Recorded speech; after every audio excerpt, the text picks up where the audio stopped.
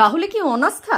অবস্থানের সাড়া না মেলায় এসডিওর দ্বারস্থ চেয়ারম্যান বিরোধী শাসক দলের 10 কাউন্সিলর। বিমাত্রিক আচরণের প্রতিবাদে খোদ সরব হয়েছিল শাসক দল চেয়ারম্যানের বিরুদ্ধে শাসক দলের কাউন্সিলররা, কিন্তু তাতেও টনক নড়েনি।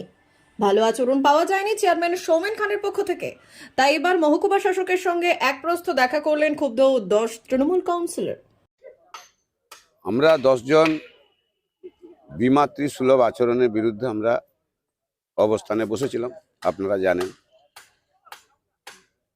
আবার বলছি, এসডিও মিদনাপুর মিউনিসিপ্যালিটির একটা পার্ট, প্রশাসনিক পার্ট, ওনার সাথে আমাদের কিছু কথা আছে। প্রসঙ্গত, মেদিনীপুর পৌরসভায় 25টি ওয়ার্ডের মধ্যে 20টি ওয়ার্ড তৃণমূলের দখলে। বাকি 5টি ওয়ার্ডের মধ্যে 3টে বামেরা, একটি কংগ্রেস ও একটি নির্দলের।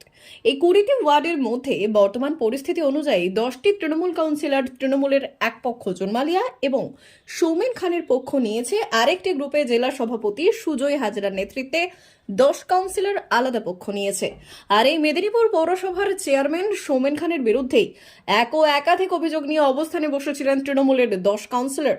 তাদের অভিযোগ ছিল চেয়ারম্যান ফান্ডে টাকা দেয় না, বিমাত্রি সুলভ আচরণ করেন, কোনো প্রকল্প বা কোনো বৈঠকে তাদের ডাকেন না, বিভিন্ন প্রকল্পে টাকা এলে নিজের মদনপুষ্ট কিছু কাউন্সিলরদেরকে দিয়েই কাজ সেরে ফেলেন। আর তাই এই চেয়ারম্যানের অপসারণ চায়, এই দাবিতেই তারা অনড় ছিলেন।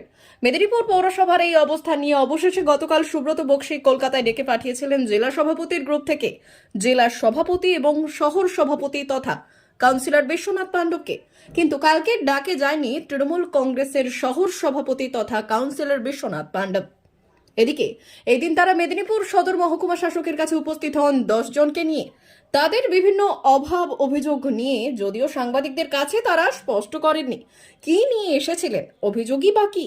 ফলে অনাস্থার জল্পনা দেখছে সবাই, কারণ এই চেয়ারম্যান অপসারণ নিয়েই এখন রাজ্য রাজনীতি উত্তাল এই জেলায়। আমরা অবস্থানে বসেছি, সেটা তো আপনাদের দ্বারা মানুষ সবাই জানতে পেরেছেন, সারা বাংলার মানুষ।